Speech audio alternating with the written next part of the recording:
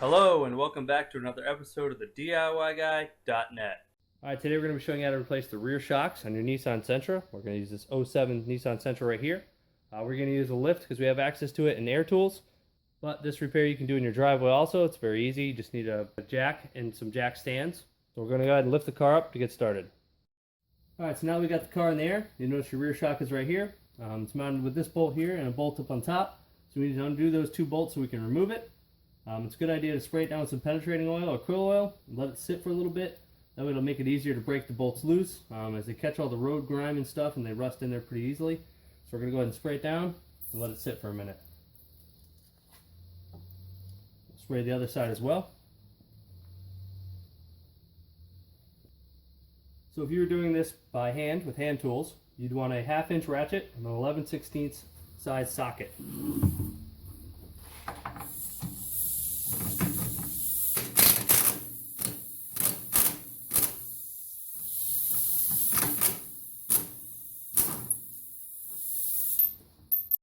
Alright, now that we got that nut removed, we can go ahead and remove the bolt up there.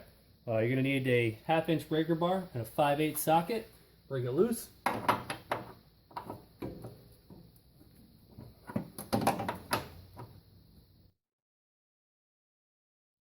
Alright, now that we got it broke loose, we can go ahead and put that socket on a 1/2 inch ratchet and remove it the rest of the way. We're going to use our 3/8 air ratchet and remove it the rest of the way.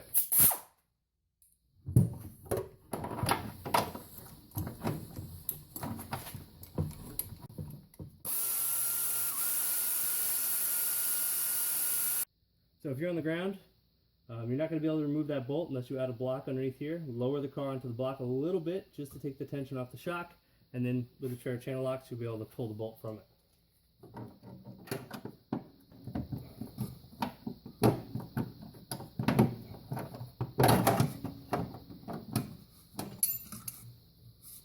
We'll remove it off of this piece, and we'll go ahead and grab our new shock. Take note on how you take it off. There's a little spacer here that went this way. So when we put the new one on, we want to make sure we're facing it the same way. Alright, so we unpackaged our new shock. We want to make sure this shim piece goes towards the head of the bolt where it was in the original state. So we'll slide that on. Next we'll go ahead and put our washer on. Then we'll start our nut.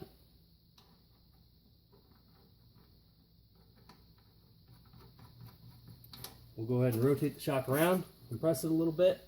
The top part swivels, so we can go ahead and line that up into the track of the old one. We'll line it up pretty good. Then we'll go ahead and slide the top bolt back in.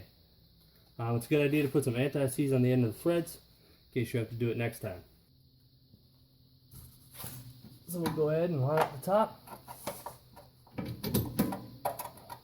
A little bit of wiggling because it's kind of doing it blind.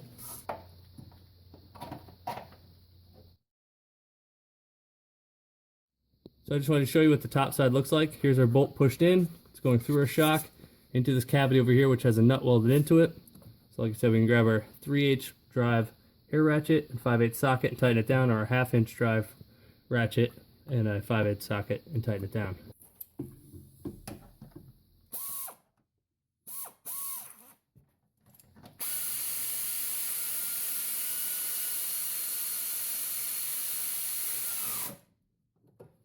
We'll use our breaker bar and snug it up a little bit.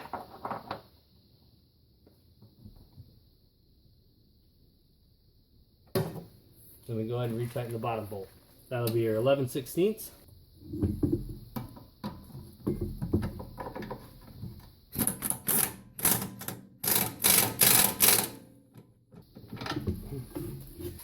Alright, so that's it for installing the passenger side. We'll go ahead and turn around and do the driver's side. Alright, so for the driver's side, it's going to be pretty much the same setup as doing the passenger side. We already sprayed it down when we sprayed down the passenger side. The only difference here is that with the top bolt, we're going to have to work around the exhaust and the heat shield. So we're going to have to do it mostly by feel and with short extension.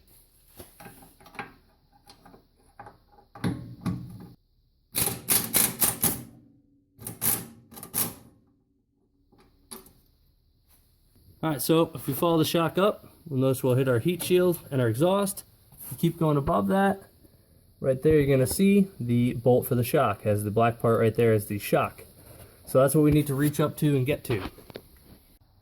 So to break it loose, we're going to use a 5/8 short extension, 1/2 inch swivel, and then a 2-inch extension on our breaker bar to break it loose.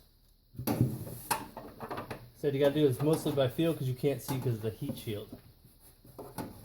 Just get it on, turn it, break it loose.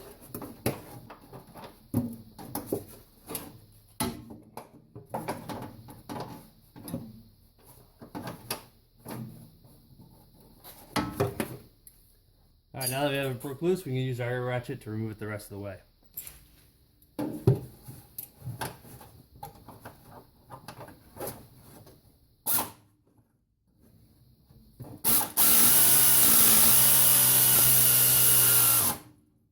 Alright, so we'll lower the car down a little bit, get the tension off the shock, that way we can remove that top bolt.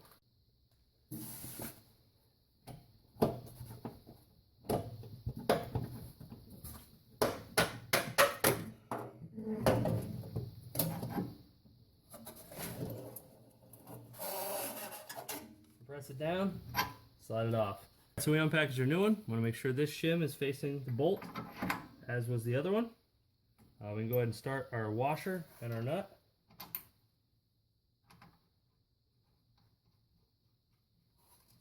We'll go ahead and compress the shock and line it back up where it needs to be.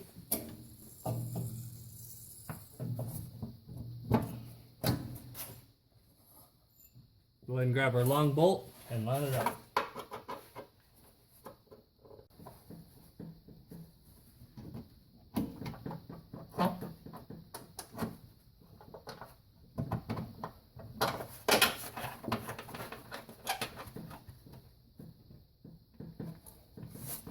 So it might be easier while trying to align the top of that shock is to stand where the tire is and look up just past the heat shield, and then you can see where the bolt is going to go through and go through the top of the shock.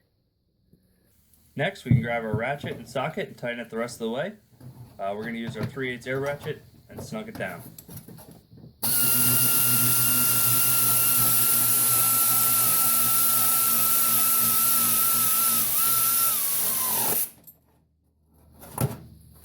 Grab our breaker bar and snug it down.